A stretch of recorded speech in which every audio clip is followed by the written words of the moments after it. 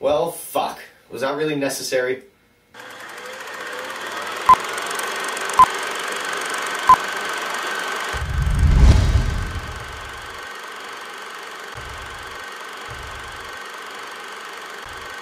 Alright, let's get this over with. So in Teenage Mutant Ninja Turtles, the story follows April O'Neil, played by Megan Fox. You already know her character. She's the reporter who can. She just needs to be given a chance. If only she had the right story. Enter the Turtles. While roughing up some members of the criminal organization the Foot Clan, the Turtles are spotted and photographed by April. So they approach April to destroy the evidence, but instead only end up giving her that much more motivation. So she continues on with her investigation and slowly learns how everything is connected. Seriously, no spoilers, but Hollywood, you know it's okay for things to happen at random sometimes, right? Not every character in the story needs to be connected to one another. It's okay. Sometimes people meet one another. Do you realize how ridiculous this makes your movies? No?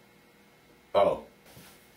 Oh, okay, so the story's a little goofy, but what about the characters? Well, April O'Neil is a fucking idiot. Throughout the entire film, she is trying to convince people that there are 6-foot-tall, talking vigilante turtles, with no evidence whatsoever. And she actually has the audacity to be surprised by the fact that nobody believes her. Extraordinary claims require extraordinary evidence. It's that simple, April. And do I even have to say, geez, you know that Megan Fox isn't too good of an actress, but boy oh boy is she fine. No, I don't. You already knew that. She spends a lot of time in the movie with her cameraman Vernon, played by Will Arnett. Now, I usually love anything this guy touches, but this one, he didn't really do it for me. He has a line or two throughout the movie that's smirk-inducing, but it really doesn't amount to much. I was really disappointed with his character. Thankfully, we're not going to the movies to see the human characters so much as the titular turtles. And while they might not look the part, they definitely sound the part. You know the drill. Leonardo is calm, cool, and confident. Donatello is a socially awkward computer nerd. Michelangelo is the jokester. And Raphael, of course, is the tough, no-nonsense turtle. As per usual, Mikey and Raph definitely have the most personality. I've always found Leo and Donnie a little dull, and this movie doesn't change my mind, but as a whole, the banter between the brothers is enough to keep you from passing out. There's nothing particularly memorable or quotable about any of their lines, but they keep the film from getting a little too serious. It wouldn't be a Ninja Turtles movie without Splinter, the Ninja Turtles' master and father. And giant mutant ninja rat. Splinter was definitely the best part of the movie for me. I mean, yeah, his character design is the stuff of nightmares. Holy shit. I mean, look at this thing. What the fuck is it? But anytime Splinter's getting into an action sequence, it's just awesome. At one point, he's like strangling a guy with his tail and smashing his head against the ground while he's like punching 3 other guys and just screaming.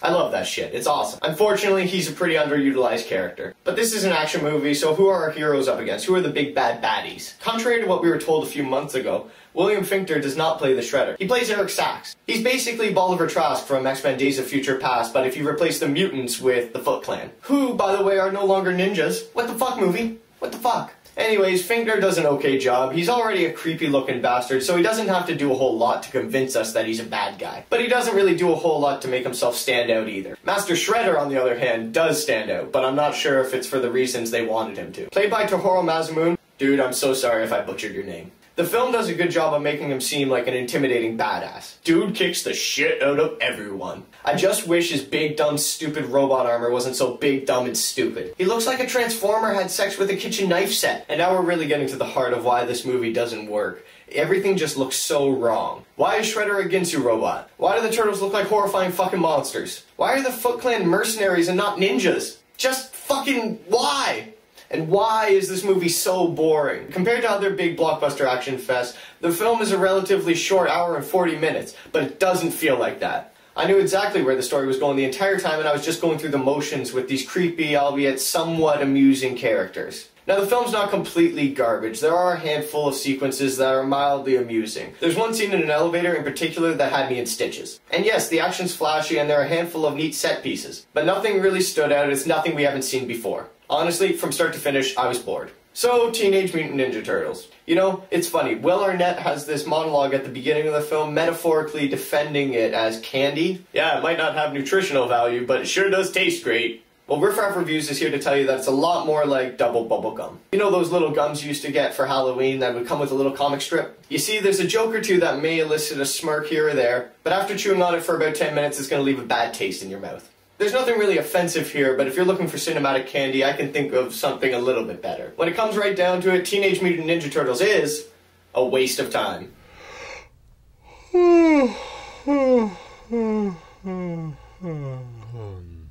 Hey everyone, thanks for watching the episode. Have you seen Teenage Mutant Ninja Turtles yet? What'd you think? There's a comment section below, so get at me. Also, I wanted to do a quick shout out to Ryan Reed. He's the guy who produced my background and my intro video. I meant to have a thank you to him on the first episode, but it slipped my mind, so here it is now. Thank you very much, Ryan. I appreciate all the effort you put into the production. If you like what you saw, be sure to like, comment, and subscribe, and we'll see you next week for another Riff Raff review.